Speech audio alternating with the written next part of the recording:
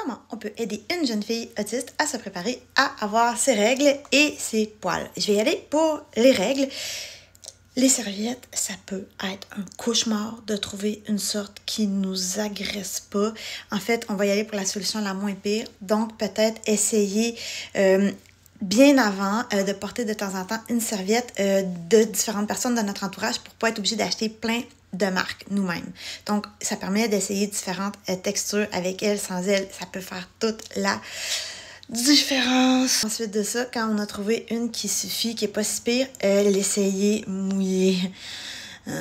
Juste parce que lorsque les premières règles arrivent, déjà hormonalement, des fois, on se sent déjà très, très, très mal. Alors, s'il faut ajouter cette nouvelle sensation-là qui est horrible et qui est inconnue, c'est pas facile. C'est sûr que visuellement, si on est capable de voir une fin quand ça arrive, de rapidement commencer à mettre les règles dans le calendrier, dans des petites applications du téléphone.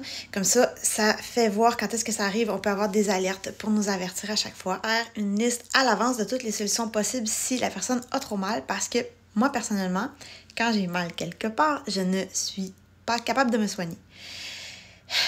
Il y a des autistes qui sont capables, mais moi, c'est terminé, là. Je sais plus quel médicament prendre, je sais plus comment me faire du bien, je sais plus rien.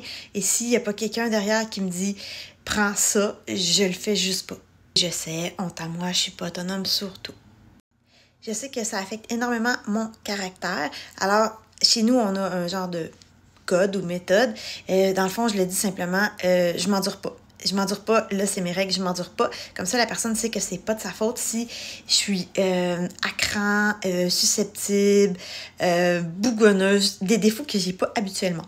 Prévoir quelque chose, un outil, un petit carton qui dit « OK, ces quelques jours-là, personnellement, moi, je suis pas comme d'habitude, je suis pas moi-même. » Et ça peut mieux être toléré parce que c'est pas seulement l'aspect physique des règles, ça peut vraiment énormément affecter notre aspect mental, nos émotions.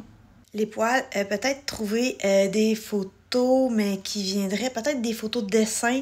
Il existe de super bons livres à la bibliothèque que c'est très très bien dessiné là, pour pas aller voir des photos qu'on veut pas que la personne voit, qui montrent les différentes étapes parce que souvent la personne elle a juste l'idée du poil terminé et quand ça pousse, ça a l'air d'être tout autre chose. D'ailleurs, quand j'étais petite, j'étais allée voir le médecin parce que j'étais sûre d'être pas normale parce que vraiment, ça avait pas l'apparence que je savais que c'était supposé d'avoir au final. Et pour moi, cette transition-là, c'était comme « Wow, qu'est-ce qui se passe sur mon corps? » C'était la panique. J'étais sûre que j'étais handicapée des poils.